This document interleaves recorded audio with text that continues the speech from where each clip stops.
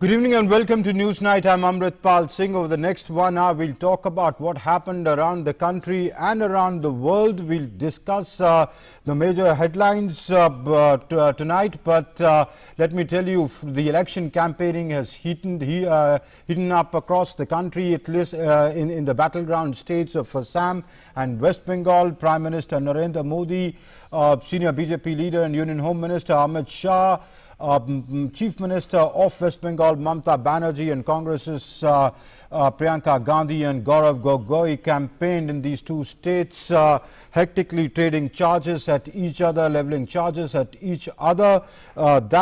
And also today, Maharashtra recorded the single highest number of COVID cases. The second wave is really hitting up. We need to be very, very cautious and careful about how we maintain COVID social distancing and follow the COVID protocols. We'll talk about all that and much more in the next 1 hour. Let's begin with the headlines we're tracking at this hour. Politics intensifies over former Mumbai Police Commissioner's letter to Chief Minister Uddhav Thackeray. BJP stages protests across Maharashtra. Union Minister Ravi Shankar Prasad says state government has lost the moral right to continue in office. Congress joins the chorus demanding Deshmukh's resignation. Sharad Pawar calls for special investigation into Paramveer Singh's allegations.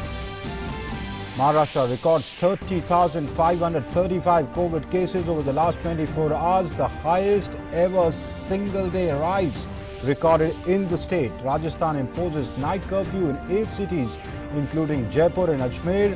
Sunday lockdown in Bhopal, Indore and Jabalpur. Schools and colleges and Anganwadis close in Chhattisgarh. Union Health Secretary writes to Chief Secretary of Uttarakhand, strongly highlights the need for stringent measures to control the spread of COVID-19 during the Kumbh Mela. Britain vaccinates half of its adult population with the first jab of COVID vaccine. Ministers warn citizens against complacency. EU leaders to meet virtually because of surge in cases in Europe. Miami imposes beach curfew, as does Brazil. Election campaign gains momentum in battleground states. Prime Minister Narendra Modi addresses poll rally in Bankura in West Bengal, takes on TMC's syndicate rule. Amit Shah launches the BJP's manifesto in the state, promises jobs and implementation of central schemes like Ayushman Bharat and PM Kisan Samman Yojana. Mamata Banerjee also addresses public meetings in the state, wends ire against the Adhikari family. Prime Minister holds a rally in Bokakhat in Assam, lauds the NDA government for laying strong foundation of development, blames the Congress for instability and atmosphere of fear in the state. Congress General Secretary Priyanka Gandhi campaigns for the Congress party in Jorhat and other places in the state. Indo-Pacific emerges as a new center of global discourse.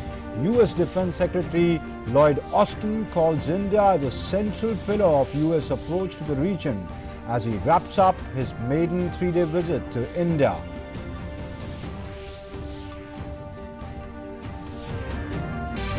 International Forest Day being observed across the world. Union Environment Minister Prakash Javadekar participates in a function organized by Isha Foundation, stresses on the need to plant trees and conserve forests. India saw an increase of 15,000 square meters of tree cover in the last 6 years. On the World Water Day tomorrow, Prime Minister to launch Catch the Rain campaign to mark signing of the historic Memorandum of Agreement to implement the Ken-Betwa link project to also take place. Union Environment Minister urges everyone to save water, harvest water, recycle water and reuse water. India's women and men's team wins gold medals in the ISSF Shooting World Cup. India now leads the medals tally in the ISSF World Cup with 8 medals.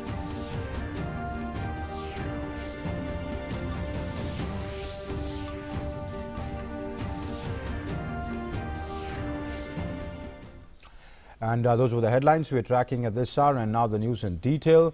raging over extortion charges leveled by former Mumbai top police commissioner Parambir Singh. The BJP in Maharashtra staged protests against Maharashtra Home Minister Anil Deshmukh, demanding his resignation.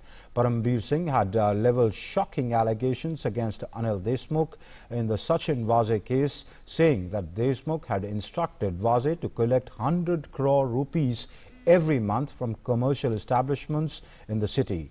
Meanwhile, NCP Chief Sharad Pawar, who held a meeting of his party's leadership in Delhi, dismissed the controversy as conspiracy, saying the Chief Minister can and should investigate the matter.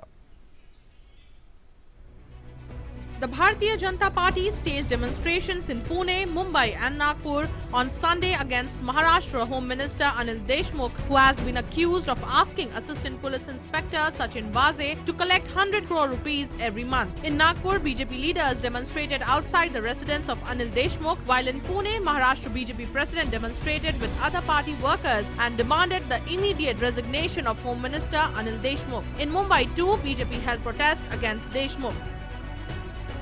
Besides these protests, leader of opposition in the State Assembly and former Chief Minister Devendra Fadnavis held a press conference in Nagpur and attacked the Uddhav Thackeray-led government. Fadnavis said that these protests will continue. Demanding Anil Deshmukh's immediate resignation, Fadnavis said that the matter cannot be investigated till Home Minister stays on his post. Devendra Fadnavis also accused Uddhav Thackeray of previously ignoring complaints about corruption in police. मुख्यमंत्री और गृह मंत्री के instruction पर किया, उनके ही कहने पर उनको वो महत्वपूर्ण जगह दी गई और सारे केसेस जो उनके अख्तियार में नहीं भी आते, सीआईयू के अख्तियार में नहीं भी आते, वो सारे केसेस उनको दिए गए बिना आशीर्वाद के। ये चीजें नहीं हो सकती। In Bihar, Union Minister and senior BJP leader Ravi Shankar Prasad held a press conference in Patna and hit out at Maharashtra government following allegations of corruptions levelled by former Mumbai Police Commissioner Parambir Singh against Anil Deshmukh. Ravi Shankar Prasad said that Uddhav Thackeray's government has lost the moral authority to govern the state even for a day. एक तो आपने बेईमानी की सरकार बनाई सिर्फ कुर्सी के लिए, तो अपने पिताजी के गरिमा पर क्या चोट पहुंचा रहे हैं आप? जय महाराष्ट्र, जहां आप मुख्यमंत्री हैं, वहां करोड़ों रुपए की लूट हो रही है। यह सवाल सिर्फ अनिल देशमुख गृह मंत्री के इस्तीफे का नहीं है। उद्धव ठाकरे की सरकार अपना पूरा नैतिक अधिकार शासन करने का खो चुकी है।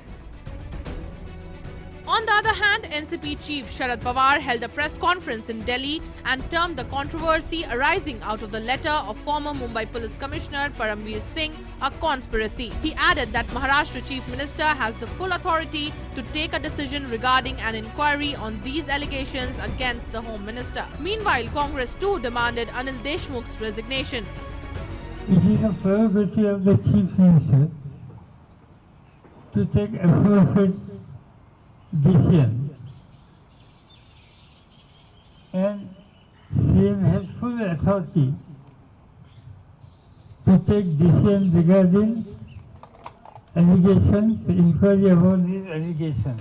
इस सरकार की क्रेडिबिलिटी समाप्त हो चुकी है, सबदुर समाप्त हो चुकी है, और अब जितने ज्यादा दिन इस प्रकार से ये सरकार केवल टालने का काम करेगी, विंडो ड्रेसिंग का काम करेगी और जिस प्रकार की घटनाएं घट रही है उनको दबाने का काम करेगी, उतनी ये सरकार ज्यादा बदनाम होगी। ये एक बड़ा रैकेट है। जब इतनी बड़ी वसूली का एक रैकेट है तो निश्चित तौर पर ये पूरा का पूरा पैसा कोई एक ही व्यक्ति खा रहा है क्या, मंत्री खा रहा है क्या? निश्चित तौर पर इसकी भी जांच होनी चाहिए। मुझे नहीं लगता कि गृह मंत्री को कंटिन्यू करने का कोई हक है।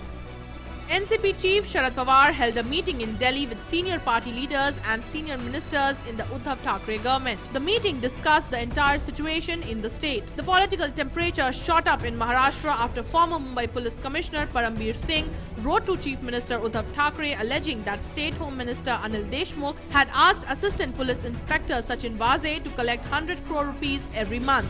However, Anil Deshmukh has denied the claims. With inputs from Shishir Selar, Bureau Report, DD India. And now news from the election-bound states. Campaigning for the first two phases of assembly elections heated up further on the last Sunday before the first phase of polls in West Bengal and Assam. Star campaigners of various political parties, including Prime Minister Narendra Modi, Union Home Minister Amit Shah, West Bengal Chief Minister Mamata Banerjee, Congress's Priyanka Gandhi and Gaurav Gogoi held rallies on Sunday. Campaigning is on at full pace for 294 seats in West Bengal. Prime Minister is leading the charge for BJP, causing a flutter in opposition camps. Campaigning in Bankura, Prime Minister hit out at the TMC's syndicate and cut money culture. आपको double engine की सरकार के रास्ते में आने वाली हर रुकावट को दूर करते चलना है। बीजेपी स्कीम पर चलती है। बीजेपी स्कीम पर चलती है और टीएमसी स्कैम पर चलती है। स्कीम किसी भी सरकार की हो, किसी ने भी लागू की हो, लेकिन टीएमसी स्कैम के लिए कोई न कोई तरीका निकाल लेती है। In Kolkata, Union Home Minister Amit Shah released the BJP's manifesto. He said that the aim was to re-establish Sonar Bangla, or the golden age in West Bengal. The party promises at least one job in the next 5 years for every household in the state, as well as 33% reservation in state government jobs for women. Another high point in the manifesto is that no infiltrators will be allowed in Bengal. संकल्प पत्र आधारित है सोनार बांग्ला के हमारे स्वप्न के आधार पर। इसका मूल आधार सोनार बांग्ला की रचना है। 11,000 करोड़ का सोनार बांग्ला फंड की शुरुआत करेंगे, जो बंगाल के साहित्य, कला, संस्कृति और सारी विधाओं को प्रमोट करने का काम करेंगे। Before the release, Amit Shah addressed a rally at Igra in East Medinipur. Trinamool Congress MP Sisir Adhikari was present at the public meeting addressed by him. Shubhendu Adhikari's father Sisir represents Kanthi Lok Sabha constituency in East Medinipur district, said that he was pushed towards the BJP by the Trinamool Congress. Mamata Banerjee too continued hectic campaigning. She was also in East Medinipur. Venting her ire, Banerjee on Sunday blamed herself for not recognizing the true face of the influential Adhikari family. It's my mistake that I believe in people easily. Some people who were earlier in TMC and received a lot from the party have crossed over to the BJP. And I could not even think that they would betray. Moving to neighbouring Assam, Prime Minister Narendra Modi addressed a rally in Bokhakat, in the state's tea belt. He lambasted the Congress party's 5 guarantees announced as part of its manifesto for the state. 50 साल से ज्यादा असम पर राज करने वाले लोग आजकल असम को 5 guarantee दे रहे हैं। असम के लोग इनकी रग रग से वाकिफ हैं। इन लोगों को झूठे वायदे करने की, झूठे घोषणा पत्र बनाने की आदत पड़ गई है। गरीब को सिर्फ सपने दिखाओ, झूठ बोलो, उसे आपस में लड़ाओ और राज करो। यही कांग्रेस का हमेशा से सत्ता में रहने का फॉर्मूला रहा है। आपको याद रखना है, कांग्रेस मतलब झूठे घोषणा पत्र की guarantee. Priyanka Gandhi also campaigned in the state. Addressing a rally in Jorhat, she attacked the BJP. Priyanka promised to improve the condition of tea garden workers. Congress leader Gaurav Gogoi also said that the Congress party puts people's interest above all else. मैं पूरे तरीके से आश्वस्त हूं जो हमारी सरकार आने वाली है। जब सरकार ही आने वाली है तो अभी हमारी सोच ये है कि पहले कैबिनेट मीटिंग में जो हमारे 5 गारंटी हैं, कौन सी गारंटी को सबसे पहले लेना चाहिए। Down south in Kerala, the BJP will send its top leadership to campaign starting next week. Campaigning in the state as well as in Tamil Nadu and Puducherry is also on full swing, with all parties doing their best to woo voters. Bureau Report, DD India. And U.S. Defense Secretary Lloyd James Austin wrapped up his 3-day visit to India on Sunday. This visit, apart from being an opportunity to develop military-to-military ties, enhancing joint training and deepening discussions on the import of emerging technologies, was also a clear signal of the importance that the Biden administration attaches to India as a central pillar of its Indo-Pacific policy. Let's take a look at this report. As US Defense Secretary Lloyd James Austin wrapped up his 3-day visit to India on Sunday, the message to the region and the world at large was crystal clear. The United States sees India as a central pillar of its Indo-Pacific policy. And at the top of my agenda, I wanted to convey the Biden-Harris administration's message of our strong commitment to our allies and partners. India, in particular, is an increasingly important partner among today's rapidly shifting international dynamics. And I reaffirmed our commitment to a comprehensive and forward-looking defense partnership with India as a central pillar of our approach to the region. The signaling to China, in particular, couldn't have been more direct. The world is no longer ready to put up with its belligerence in the region. This was evident from the fact that Secretaries Blinken and Austin chose Japan, South Korea and India as ports of call so early in their tenure. The duo held 2+2 foreign and defense ministerial dialogues with Tokyo and Seoul, while Secretary Austin and Defense Minister Rajnath Singh held a comprehensive review of the bilateral defense partnership and its impact on the region. This week's visit, close as it came on the heels of Quad Summit by two important members of President Biden's cabinet, is being seen as firming up on the ground of what was agreed at the summit last week. Free and open Indo-Pacific is essential to each of our futures, our countries. The United States is committed to working with you, our partners, and all our allies in the region to achieve stability. Let us together create a different future. It is the Indo-Pacific that will now shape the destiny of our world in the 21st century. We are united by our democratic values and our commitment to a free, open and inclusive Indo-Pacific. Our agenda today, covering areas like vaccines, climate change and emerging technologies, make the Quad a force for global good. And it's not just Delhi, Washington, Tokyo and Canberra that want to shore up cooperation on the Indo-Pacific front. The world today realizes how China poses a disruptive challenge to a rules-based world order. This is what the UK Prime Minister told the British Parliament. We will seek out friends and partners wherever they can be found, building a coalition for openness and innovation and engaging more deeply in the Indo-Pacific. I have invited the leaders of Australia, South Korea and India to attend the G7 summit in Carbis Bay in June.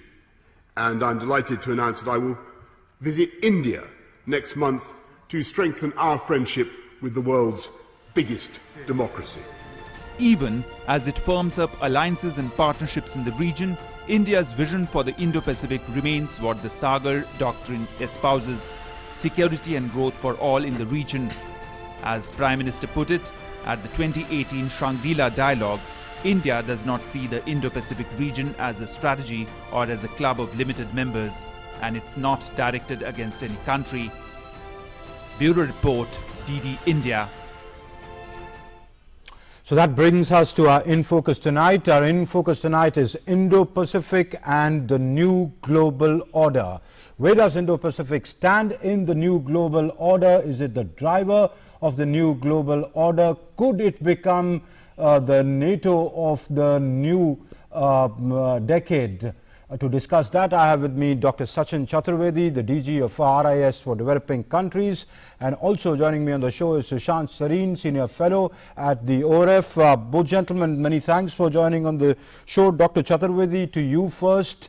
How do you see the visit of the US Defense Secretary? It was his first overseas visit. He chose, along with Secretary Blinken, to stop at first Tokyo, then Seoul, conduct a 2+2 dialogue, and then when Secretary Blinken went on to talk to the Chinese, he came down to India and reviewed the defense partnership and said what he said about India, the US seeing India as a central pillar of its approach towards the Indo-Pacific. No, that's right, Mr. Amritpal Singh. if you look at the larger questions that are there from his visit to India, you rightly said, is in terms of our collective commitment, not only to the idea of free and open Indo-Pacific, but also to the idea of development. So it's not NATO alone. It is also bordered about science, technology, academic cooperation, trade connectivity, maritime transport. And if you look at the IPOI, the Indo-Pacific Oceans Initiative of India, it brings in the idea of respect, it brings in the idea of dialogue, it brings in the idea of cooperation, and of course, peace and prosperity. So Prime Minister was prolific enough to bring out the dynamics that is related to vaccines, to climate change, to science, technology, and innovation. And I'm very glad that today you also connected the statements that were made by other leaders, particularly the United Kingdom. And I think the forthcoming G7 summit would also contextualize the larger aspirations world has in terms of how they see Indo-Pacific, not as a strategic imagination alone. It is very much to the idea of the Indo-Pacific island countries which are grappling with climate change, with limited resources and growing contestations and tensions led by China in the region. Sushant Serene, let me bring you in. Dr. Chaturvedi argues it's not just about strategic interests in the region, it's much more, as at the Quad Summit, climate change, cooperation in during the pandemic times, economic cooperation post-pandemic, all these were voiced. But why the sudden need of the world taking so much interest in the region? Wasn't it driven by the world having a problem with China's dominance over this region? Yeah, that's true. And the fact of the matter is that the center of gravity of international politics, of geostrategy, of geoeconomics, of geopolitics, the center of gravity has shifted from the Atlantic to the Indo-Pacific. I think that's a bit of a no-brainer. Professor Chaturvedi is right that all these other things are important. But I think those are important components in the larger strategic contestation which is underway. Now, this is not something new. The pivot to Asia policy of the United States is almost a decade old. And clearly, this is something which has been building up over a period of time. And the Chinese belligerence has only added a certain urgency to the new kind of strategic alignments that we are seeing playing out right now. So clearly, yes, the driving force is strategy. The driving force is economics, but that economics is going to be related to strategy. Economics is an important component of the larger strategic contestation which is taking place, which is something which works very well in our favor because it offers an opportunity to us to actually enhance the pace of our own development, through investments, through becoming part of international supply chains, all of which would have to be done if you really want to address, the looming threat from China to not only this region, but also to the rest of the world. When the US Defense Secretary came to India, there was something very significant which happened. Until now, much of the focus of the entire Indo-Pacific has been only on the eastern part of the Indo-Pacific. And now we are now talking about even the western part of the Indo-Pacific, which means we are talking about Africa, we are talking about the Middle East. These were not areas which actually, where the US actually involved India in the past. Increasingly now, and especially after this visit, we are now talking about cooperation between AFRICOM, the American Command for Africa, between CENTCOM, which deals with Middle East and other parts, Central Asia and other parts. So I think it's becoming much more all-encompassing than what it was in the past. Again, it imposes serious challenges for us, but it also offers new opportunities for us, which did not exist in the past. Okay, so Sreen, before I go to Dr. Chaturvedi, let me continue with you. is Quad a work in progress, or has Quad arrived? And if it is still a work in progress, then having such an all-encompassing agenda is a threat. Is that a threat to the very vision of it as may be envisioned? No, I think the vision still needs to have some degree of clarity. I still think that it's a work in progress. The progress has been quite remarkable over the last couple of years. Initially there was reluctance on the Quad. Since 2017, the Quad meetings were only between mid-ranking officials at the Joint Secretary level. Steadily, that level was raised to foreign secretaries, to foreign ministers, and now a summit meeting has been held. Is there a structure as yet as far as the Quad is concerned? No. Is there a framework? I think there is an incipient kind of a framework which seems to be emerging.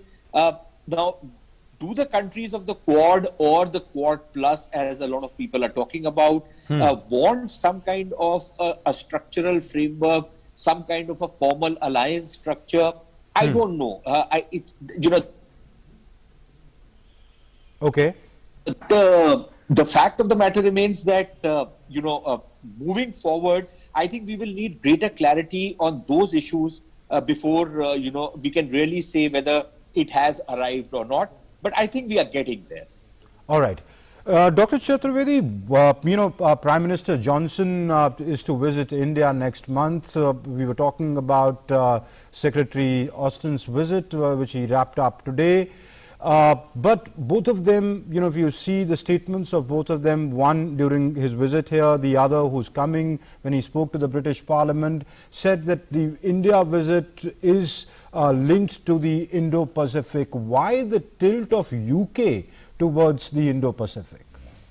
If you recall, Mr. Singh, the visit of the Prime Minister Modi to UK when Commonwealth Summit was there, the idea of India and UK working together as part of the triangular cooperation in the regions of Africa, but also in the Indo-Pacific was very much discussed. But of late, you might have seen several statements by UK and other European countries who are equally keen to be part of this larger connectivity, be that digital, business, trade, and also, as Dr. Sareen very rightly said, in terms of the strategic nuancing of the engagements that are there.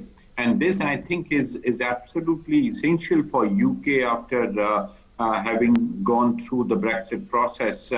Very keen to have trade linkages, irrespective of the emphasis that is there on security and strategic dimensions. The underpinnings are very much about the vibrancy of trade and economic linkage. It is very much about the flow of foreign direct investments. So trade, finance, technology, all the four are playing an extremely important role in this engagement where no major power of the world would like to engage in this. And as Dr. Sareen rightly said, the arm that connects with Africa is also a major sort of preposition, something that people have been imagining in terms of Asia-Africa. In fact, Prime Minister Modi had announced in Ahmedabad in 2017 about the Asia-Africa Growth Corridor.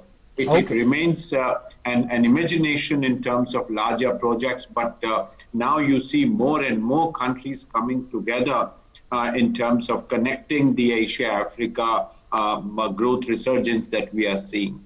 So there could have been more force to this, more vigor to this, but we find actors, as you rightly asked, is something that is becoming more and more evident now. It is also worth seeing how UK government would also bring forward the innovation access to this. And as we heard UK Prime Minister in their parliament, the emphasis was very much to have innovation connect with South Korea, Australia, and India, the three major Indo-Pacific countries, to fight that impetus, to connect that.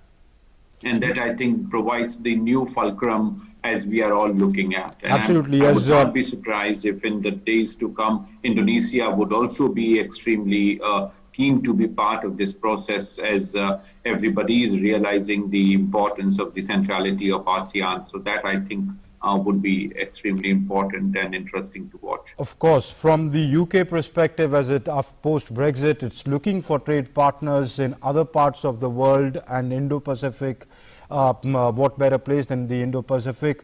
Very quickly, before I let go of Sushant Sareen and Dr. Chaturvedi, Sushant, from the Indian calculus, would you say Quad is a containment policy for China in the region, or containment policy plus? I think it has to be a containment policy plus. If you're just going to be talking about a strategic containment of China without bringing in other elements which will allow you to contain China or balance China, I don't think that policy is going to work. So you have to bring in, the economic aspects of it. I think that is a necessity. You have to talk about, I think it was good that Professor Chaturvedi spoke about, the connectivity to Africa. India and Japan were already engaging with each other and trying to figure out something. If the Americans also jump in and you have some of the other countries, perhaps France, Britain, some of the other European countries also becoming part of that venture, then you actually start taking on the kind of inroads that the Chinese have made in Africa in recent years. So it has to be, strategy cannot simply be a kind of a militaristic, a kind of a contestation or containment policy. It has to have economics at the heart of it.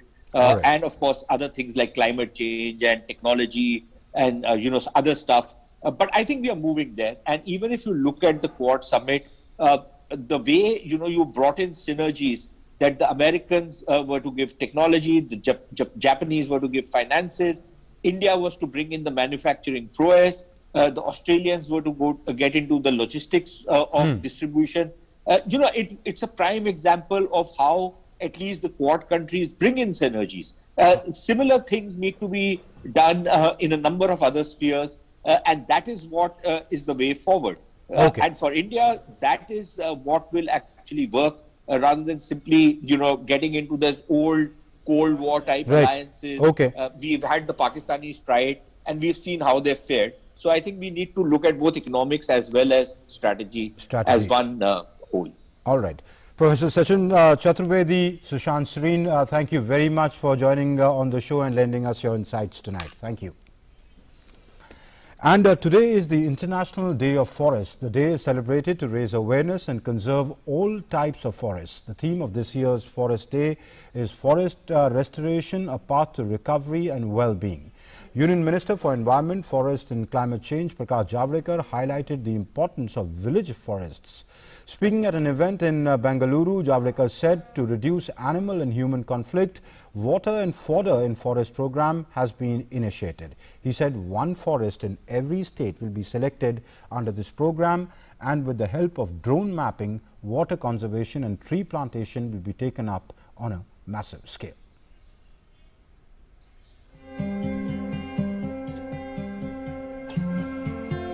Just like food and water are necessary for human life, similarly, forests are essential as well, since we cannot imagine life without them. International Forest Day is observed on 21st March each year. Jaggi Vasudev of the Isha Foundation organized a grand function on this occasion. Union Environment Minister Prakash Javadekar as well as Karnataka Chief Minister B.S. Yedurappa participated in the event titled Kaveri Calling Forests to Farm, the Way Forward. Environment Minister stressed on both conservation of forests as well as planting trees. हमारे natural resources को हमें ही संभालना है और इसलिए पानी बचाओ, पानी बढ़ाओ और पानी का रक्षण करते हुए, रिसाइकल करते हुए रीयूज भी करो, क्योंकि पानी अपने देश में कम है, आबादी ज़्यादा है। इसके लिए पेड़ लगाओ, पेड़ बढ़ेंगे, ये देखो 15-20 साल में पेड़ अपना काम करता है। In 2012, the UN General Assembly passed a resolution to observe 21st March as International Forest Day. The theme this year is Forest Restoration, a path to recovery and well-being. President of the United Nations General Assembly, Volkan Bozkır, urged countries to look at reforestation as a means to generating livelihood as the world enters a post-COVID economic recovery phase. As the world begins the slow climb of the socio-economic impact of COVID-19, it is my hope that reforestation and projects can be seen as areas of investment, offering jobs and livelihoods at a time when they are needed most, all while protecting against future crises. In Bengaluru, Sadhguru also felicitated farmers who have adopted tree-based agriculture, an economically beneficial farming model with a significant ecological impact. He urged people to commit to removing the term forest produce from their vocabulary. With Aisha Khanum in Bengaluru, Bureau Report, DD India. And on the occasion of the World Forest Day, my colleague spoke to the Isha Foundation's founder, Sadhguru, who has been leading a campaign, Kaveri Calling to Save Forests. Let's hear and listen in. It is International Forest Day and the world is celebrating this day to remind about the afforestation and the need for having the forest. But what better way to celebrate this than celebrate it with the Sadhguru Jaggi Vasudev, who has been leading a campaign for afforestation across the country, and Kaveri Calling is one such campaign. How much of impact does it have on the people, and what is the response that you see in the society? Well, it's a massively successful process. In spite of the pandemic, we have fulfilled all the targets that were set for the Kaveri Basin this time. Well, what is a forest? Forest does not need your care. Forest does not need your intervention to survive. If you stay out, it survives. But we need many products which grow in the forest, starting with timber, the various range of products that we are using right now. Forest to farm simply means this, that in the next few years, the very term forest produce should go out of our vocabulary, because everything that we need for our requirements of furniture, of house building, of industry, we must grow in our own lands. It was a huge challenge for you when you launched this campaign, and this matter also led into several questions and controversies. But how successful has this campaign been? The Nadi Veeras, how far have they taken this campaign to this? This year, 15,000 farmers have taken up to agroforestry in Karnataka. Overall, over 30,000 farmers, or 33,000 farmers to be precise, have taken to agroforestry in the Kaveri Basin. That was Sadhguru Jaggi Vasudev talking about the importance of forests, and he says that with the government supporting this kind of movements, the policy relaxations, this movement will definitely be taken forward, and the afforestation theme and the days like International Forest Day can be celebrated in a better way when youth involve themselves in planting trees. With cameraman Govind, Aisha Khanum, DD India, Bangalore. And Prime Minister Narendra Modi will launch the Jal Shakti Abhiyan Catch the Rain campaign on Monday on the occasion of the World Water Day. The historic Memorandum of Agreement for the Ken-Betwa Link project will also be signed in presence of the Prime Minister. The Memorandum of Agreement between Union Minister of Jal Shakti and the Chief Ministers of Madhya Pradesh and Uttar Pradesh will be the first project of the National Perspective Plan for interlinking of rivers.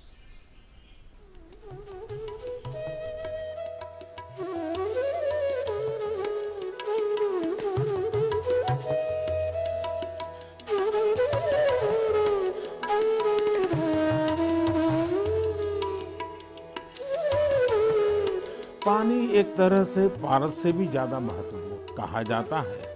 पारस के स्पर्श से लोहा सोने में परिवर्तित हो जाता है। वैसे ही पानी का स्पर्श जीवन के लिए जरूरी है, विकास के लिए जरूरी है। भारत में कोई ऐसा दिन नहीं होगा जब देश के किसी न किसी कोने में पानी से जुड़ा कोई उत्सव न हो। Prime Minister Narendra Modi emphasizing the value of water.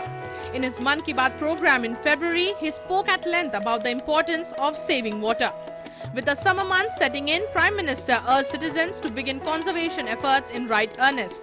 India receives rain all through the year, but just 1% of this is conserved. Keeping this in mind, Prime Minister Narendra Modi will launch the Jal Shakti Abhiyan Catch the Rain campaign on 22nd March, which is World Water Day. जल शक्ति मंत्रालय द्वारा भी जल शक्ति अभियान catch the rain भी शुरू किया जा रहा है।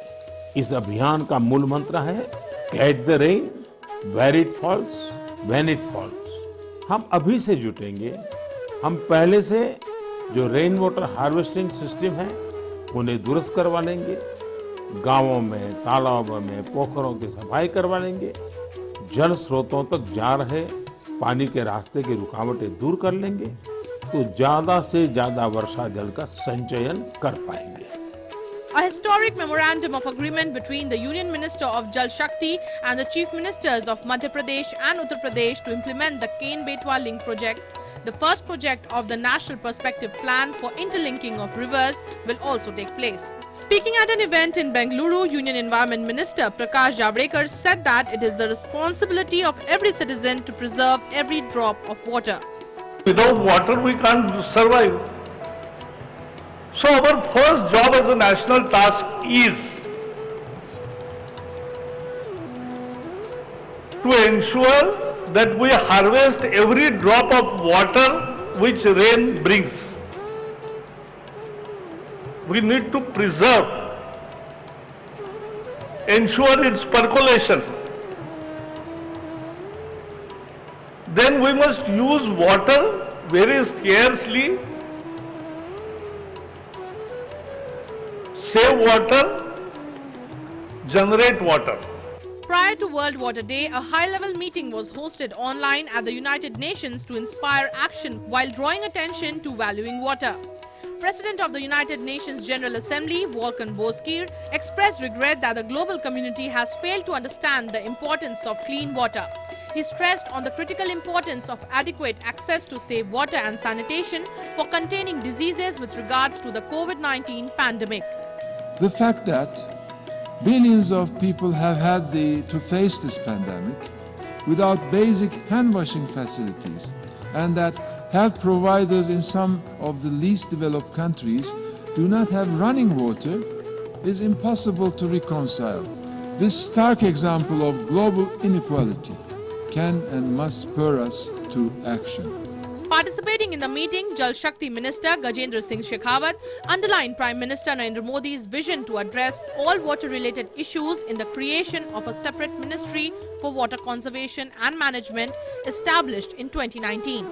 The minister also highlighted River Ganga being cleaned under the National River Conservation Plan.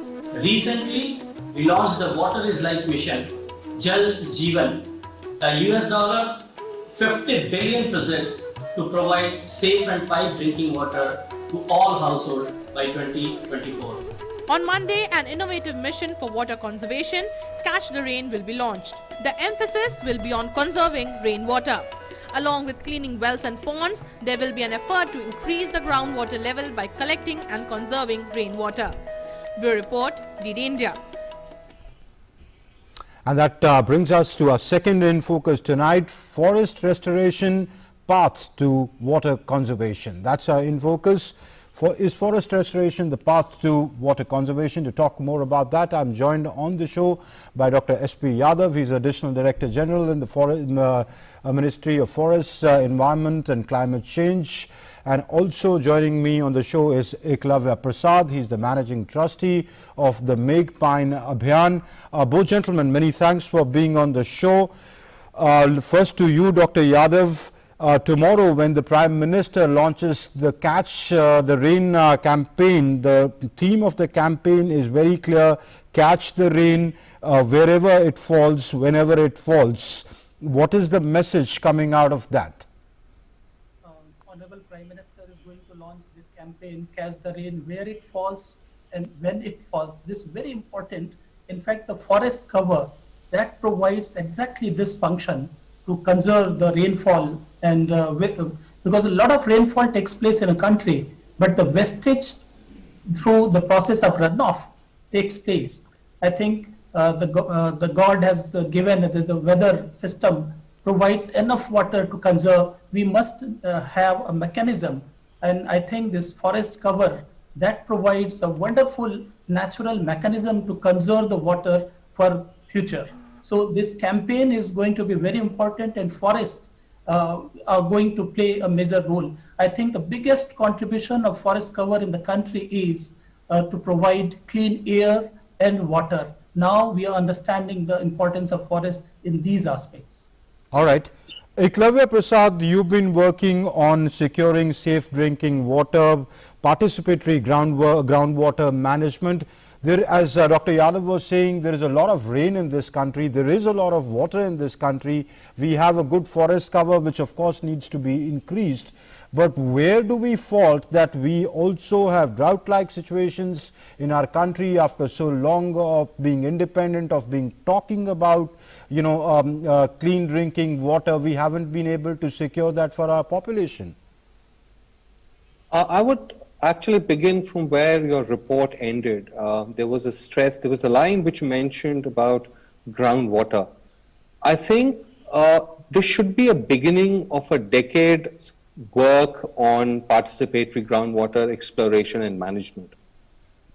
Just to talk about rainwater harvesting, catching it where it falls, when it falls, somehow does not communicate that message which needs to go to people so that they understand as to what actually is going to happen with regard to the rain that is getting harvested.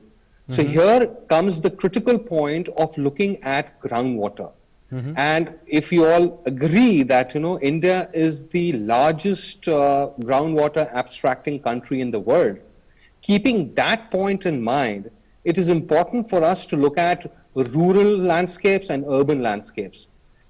In rural areas, we need to have a participatory, decentralized capacity building and planning initiative at the panchayat, block and district levels, which actually looks into the groundwater dynamics. And when I say the groundwater dynamics, it deals with quality and quantity, and also the appropriate measures, because people should relate to what they are doing at the ground level with regard to where the difference is going to be made. And as regards urban areas, we need to begin by focusing on knowing our own local water resources, because somehow the urban population is kind of disconnected. For them, resource is like tap. We need to relocate the whole understanding of the resource per se, and also to develop a district level groundwater management plan, because that is how the users, the planners are going to come on the board. And the third important thing for me, and which we have been working on in Dhanbad, in Jharkhand, as well as in Bihar, is about mentoring young minds, because we are talking about sustainability. We are talking about the future of water. So unless and until we mentor young minds, basically school students, as future water leaders, things are not going to improve the way we want to. So as far as I'm concerned, my points are that, first of all, there has to be a continuous focus on groundwater management, and the way we have done it and the way it needs to be done is through participatory groundwater exploration and management. And there are good organizations across the country who have pioneered this work. Aquadam in Pune, Aragyam Trust has actually helped in setting up the entire framework of participatory groundwater management in the country. So I think it is time that we need to have a look at what this framework is all about and how actually it can be used in securing our future. Okay. Dr. Yadav, Eklavya Prasad argues that, your catch slogans may be good, but you haven't created the sort of, participatory framework where you can make it a Jan Andolan, though you would want to make it a Jan Andolan, and unless you do that, all efforts of the government wouldn't be successful. He says involve school students, make them world leaders and only water leaders, and only can then the problem of clean drinking water or water harvest through water harvesting can be solved. He's very right in saying that, because India has approximately 4% of sweet water and India supports more than 16% of global human population and more than 18% cattle population. To support this, there is definitely extraction of groundwater, and the water table getting down every year and year, that is a cause of concern. And it's very true that we require a massive awareness campaign, and unless it becomes people's movement, right from the students to all people, unless it becomes a people's movement to conserve the water, to understand the importance of conserving water, it's definitely a challenging task, and we must involve. We must involve people and make it a people's movement. Eklavya Prasad, you work on the ground. What has stopped it from becoming a people's movement? Say in rural areas, it's your village, you conserve it. Is it the lack of awareness of conserving water, or is it that the government comes, puts these catchy slogans out and then goes back and people don't get the point of it? I have 2 points to make with regard to this question. The first is that, apart from ensuring water sources at the doorstep, like Har Ghar Nal Se Jal is the program that is being implemented pan-India, it is extremely critical to also focus on how these sources are, going to be safe, and also in the present and also in the future. So that is one point in terms of the safety of the source providing safe water. The second is that convenience and effectiveness, they largely depend on accessibility. Now we have to understand accessibility from gender, from social and physical perspectives, and also safety in terms of quality. So if we are able to ensure all of this, because it's just not about providing water, it's also about how the water is being accessed and used. So that is also one aspect of it. The second is in terms of, as I said earlier, that we need to have the larger picture in front of us. So when we started working on issues of groundwater in North Bihar, which was actually considered to be a source which was abundant, and therefore there was hardly any interventions in around 2005, when we started talking about it, we looked at quality as an element which was actually creating scarcity amongst abundance. So these are issues that needs to be looked at, and it has to be extremely local. Whenever we are dealing with issues, we are trying to solve problems of people who are suffering or who are confronting the challenges. Therefore, we need to be extremely local. We need to provide localized solutions there. Eklavya Prasad, Dr. Yadav, many thanks for joining us on the show and lending us your insights. Thank you. Thank you. And well, the other big news and worrisome news comes from Maharashtra. Maharashtra has reported the highest ever single-day rise in the country with 30,535 new cases in the last 24 hours. Amid surge in COVID-19 cases in many states, a fresh set of restrictions are being imposed in many states to check the spread of virus. Rajasthan imposed night curfew in 8 cities, including Jaipur and Ajmer. An RT-PCR test is now compulsory from the 25th of March for all passengers 72 hours before travelling into Rajasthan from the 25th of March. In Madhya Pradesh, Chief Minister Shivraj Singh Chauhan will start the Sankalp Abhiyan on the 23rd of March to raise awareness about importance of COVID-related guidelines, while Chhattisgarh government announced decision to close schools, colleges and Anganwadis. The rising cases in Maharashtra remain a cause of concern as it reported 30,535 new cases in the last 24 hours. This is the highest ever single-day rise from a state in the country. Meanwhile, Maharashtra Public Service Commission held its preliminary examinations for state services with all standard operating procedures related to COVID-19 protocols in place. Amid rising cases in Madhya Pradesh, Chief Minister Shivraj Singh Chauhan announced decision to start Sankalp Abhiyan to raise awareness about importance of COVID-related guidelines. The Chief Minister said that a siren will be played for 2 minutes on March 23 at 11 AM and 7 PM in every city. और जो जहाँ रहेगा 2 minute वहीं खड़े रह के वो mask लगाने का संकल्प लेगा. Meanwhile, the roads were quite empty due to lockdown imposed in Bhopal, Indore and Jabalpur on Sunday. In Bhopal, even petrol pumps, grocery shops, milk booths and vegetable markets are shut during the lockdown. The candidates appearing in exams are exempted from the lockdown. जो जितने भी important junctions हैं, intersections हैं हमारे, वहाँ पे police की जो है व्यवस्थाएं लगी हुई हैं। एपिडेमिक है, उसमें जो है सब लोगों को जो है अपना सहयोग करेंगे, तभी जाकर के हम इफेक्टिवली जो है लॉकडाउन इन्फोर्स कर सकते हैं। As the COVID-19 cases witnessed a spike in Chhattisgarh in recent days, the Chief Minister held a meeting with his cabinet colleagues and other officials to review COVID situation. The state government announced decision to close schools, colleges and Anganwadi with immediate effect. Examination भी online करने के बारे में ही विचार हुआ है। Corona के जो संक्रमण का जो प्रतिशत बढ़ने वाला प्रतिशत है, उसको मंगा करके समीक्षा करने की बात कही है। In another development, Union Health Secretary Rajesh Bhushan has written to Chief Secretary Uttarakhand strongly highlighting the concerns raised by the high-level central team in its visit to Uttarakhand and about the need of stringent measures to control the spread of COVID-19 during Kumbh Mela. Meanwhile, Lok Sabha Speaker Om Birla has tested positive for COVID-19. In a statement, AIIMS said that Om Birla, who was admitted to AIIMS COVID Center for observation on March 20, is stable. On vaccine front, more than 25 lakh vaccine doses were given on 20th March. So far, over 4.4 crore vaccine doses have been administered through 7,25,138 sessions. COVID-19 testing too has been ramped up. On March 20, 11,33,602 samples were tested. This takes the total number of COVID testing to 23 crores 35,65,119. Bureau Report, DD India. And let's now take a look at how the world is faring in its fight against the pandemic.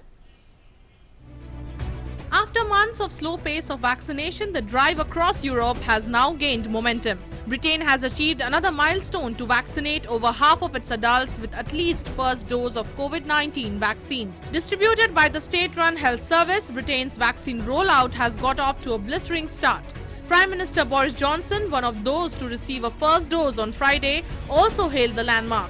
However, officials have warned people to avoid summer holidays overseas. I'm absolutely delighted to tell you that we have now vaccinated half of all adults in the United Kingdom. It's a huge success. I want to say many, many thanks to all those involved, including the half of all adults who've come forward. It's so important because this vaccine is our way out of this pandemic. Most countries in the European Union resumed giving shots of AstraZeneca again on Friday to curb the spike across the continent. Meanwhile, several steps are being taken to limit public gatherings. European Union summit was also switched to a video conference due to the increase in coronavirus infections in member states. Along with this, Germany will consider compulsory COVID-19 tests of all people returning from abroad. Authorities in Florida's Miami Beach have imposed curfew for 72 hours starting from Saturday night after partygoers thronged restaurants and streets without masks and social distancing. While Brazil's iconic Copacabana beach was shut off after surge in COVID cases. Meanwhile, Brazil is in talks with the United States to import excess COVID-19 vaccines to stem rising coronavirus infections and deaths. Police officials have been beefed up stringent to break up illegal gatherings that could be fueling a new wave of coronavirus infections in UK, Brazil and most of the southeastern Europe. Meanwhile, demonstrators gathered at New York's Union Square carrying banners against the COVID-19 measures. Bureau Report, DD India. The historic Dandi March has a historical significance in India's freedom struggle. Let's take a look at this. To tread the paths of Mahatma Gandhi, Meghalaya Chief Minister Conrad Sangma and Gujarat Women and Child Welfare Minister took part in the Dandi Yatra from Kareli to Gajera in Gujarat. People in large numbers stood along the roadside to welcome the team. The event is part of the Azadi Ka Amrut Mahotsav, which commenced 75 weeks prior to the 75th Independence Day of India. आज़ादी के बाद हम लोग चाहते हैं कि जो देश के युवा हैं और जो नई पीढ़ी के लोग हैं वो उसी सोच से देश को आगे ले जाएं। हम चाहेंगे कि देश हमारा जो देश है वो आगे आने वाले सालों में पूरे दुनिया में एक नंबर 1 एक देश हो। तो इसी सोच और इसी संकल्प से हम लोग आगे बढ़ना चाहते हैं। जो ये ऐतिहासिक दांडी यात्रा जो 90 साल पहले हुआ था 1930 में फिर इसी साल उसी इतिहास को दोहराया गया है। And we leave you with these pictures of Navroz celebrations in India and Iraq. And that's it on Newsnight tonight. Take care of yourself. Follow COVID protocols. That's very important with the rising number of cases. Thanks for watching Newsnight. Namaskar.